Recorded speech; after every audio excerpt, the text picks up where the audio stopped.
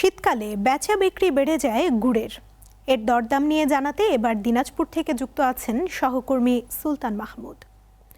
সুলতান, জেলায় খেজুরের গুড়ের চাহিদা কেমন আর কি কি ধরনের গুড় সেখানে পাওয়া যায় আমাদের জানান। খাবারের পছন্দ ভিন্ন হলেও মজার বেলায় সবাই এক।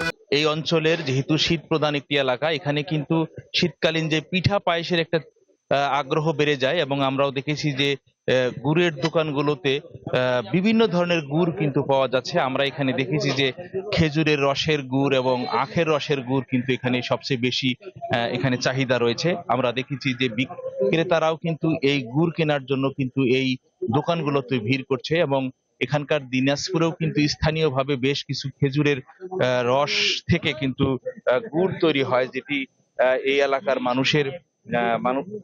মানুষের কিন্তু অনেকটা চাহিদা পূরণ হচ্ছে, যাতে করে এই এলাকার মানুষেরা এই গুড় দিয়ে তাদের পিঠা পায়েস তৈরি করা হয়। আর একটা বিষয় আপনাকে একটু জানিয়ে রাখি যে এই গুড় থেকে কিন্তু যে গুড়ের প্রচন্ড পরিমাণে যে কার্বোহাইড্রেট থাকার কারণে এটি কিন্তু দীর্ঘস্থায়ী শক্তি যোগায়, পাশাপাশি হজম শক্তি যোগাতে কিন্তু এই গুড়ের কার্যকারিতা রয়েছে। পাশাপাশি কুষ্ঠকাঠিন্য যে রোগটি হয়, এই রোগটিও কিন্তু গুড় সেবন করলে কিন্তু অনেকটাই কমে যেতে পারে বলে চিকিৎসকরা আমাকে জানিয়েছেন।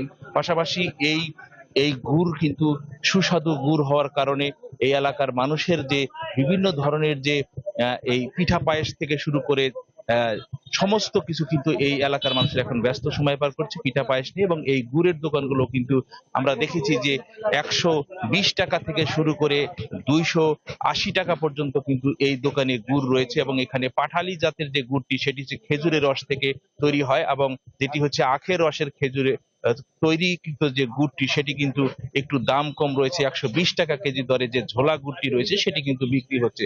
সব মিলে এখানকার যে বিক্রেতারা বলছে যে এই শীতকালীন গুড়ের চাহিদা অনেক বেশি থাকে এবং সেই চাহিদা অনুযায়ী এখানকার মানুষেরা কিন্তু গুড়ের চাহিদা মিটিয়ে তারা বিভিন্ন রকমের যে পিঠা পায়েস তৈরির কিন্তু উৎসবগুলো চলছে এই গুড় দিয়ে।